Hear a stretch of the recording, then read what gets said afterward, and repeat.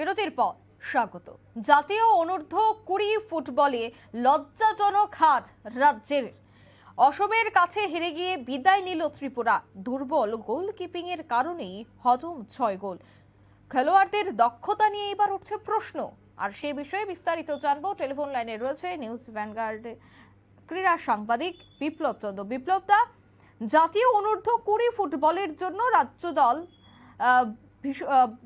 বিভিন্ন জায়গায় তারা প্রস্তুতিও নিয়েছিল, কিন্তু এই মুহূর্তে খবর যে অসমের কাছে হেরে এবার বিদায় নিতে হয়েছে রাজ্য দলকে। কি বলবে, মূলত কারণ কি?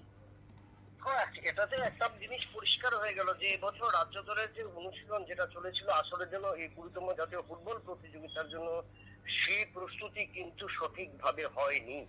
যার কারণে কিন্তু আসামের মতো দলের কাছে কিন্তু 8 ডজন অর্থাৎ হাফ ডজন গোল হজম করতে হলো। 6-0 গোলে কিন্তু ত্রিপুরা দল হেরে গেল। যে মৌসুমের শুরু থেকে যে সমস্ত খেলোয়াড়দের নিয়ে একটা পরিকল্পনা ছিল, যেখানে ত্রিপুরা স্পোর্টস স্কুলের খেলোয়াড়রা রয়েছে, বিভিন্ন মহকুমা এবং জেলার ফুটবলাররা রয়েছে, সেখানে প্রত্যাশা ছিল এই বছর এই আসরে রাজ্য দল ভালো পারফরমেন্স করবে।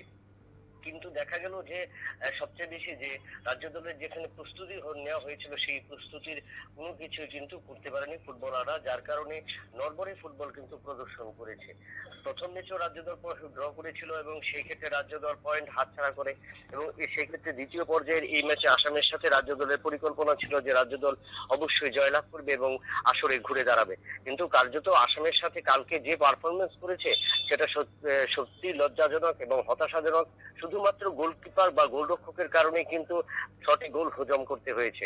এই 6টি গোল হজম করা শুধু রাজ্য দলের খেলোয়াড়দের ক্ষেত্রে এক দুর্বলতা, ব্যর্থতা তো রয়েছে, পাশাপাশি অ্যাটাকিং জোন সম্পর্কেও অনেকটাই রাজ্য দলের কোচ যেটা বলেছেন যে রাজ্য দলের কালকে কিন্তু অ্যাটাকিং জোন সেভাবে দেখা যায়নি।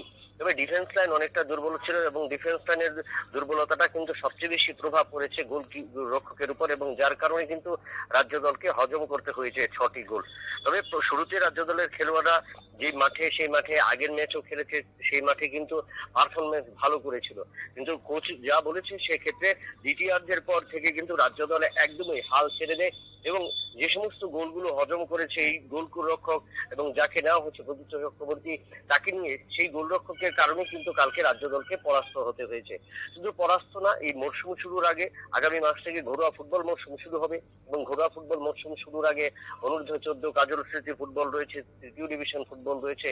তো তার আগে যে ফুটবলারদের যে একটা পরীক্ষা থাকে, সেই ক্ষেত্রে সেই পরীক্ষায় কিন্তু চূড়ান্ত ভাবে ব্যর্থ হলো রাজ্য দলের ফুটবলাররা। তার কিন্তু একটা প্রমাণ পাওয়া গেল, কারণ মৌসুমের শুরু থেকে যদি হতাশাজনক পারফরমেন্স পরিলক্ষিত হয় ফুটবলারদের মধ্যে, তো সেক্ষেত্রে আগামী দিনে এই সমস্ত ফুটবলারদের কোন কোন ক্লাব নেবে বা তৃতীয় ডিভিশনে, সেখান থেকে আমরা দেখি যে অনূর্ধ্ব আসরে অনেক ফুটবলারই কিন্তু তৃতীয় ডিভিশন কিংবা দ্বিতীয় ডিভিশনে নিজেদের স্থান পাকা করে নেয়। তবে সেক্ষেত্রে এই ফুটবল হতাশাজনক পারফরমেন্স ফুটবলারদের ক্ষেত্রে শুধু সেখানে জাতীয় আসরে রাজ্য দলের মান যেখানে খাটো করেছে সেখানে নয়, তার পাশাপাশি কিন্তু ফুটবলাররা নিজেদের যে ভবিষ্যৎ বা আগামী পরিকল্পনা সেটাও কিন্তু অনেকটা ব্যাঘাত ঘটেছে বলা যায়।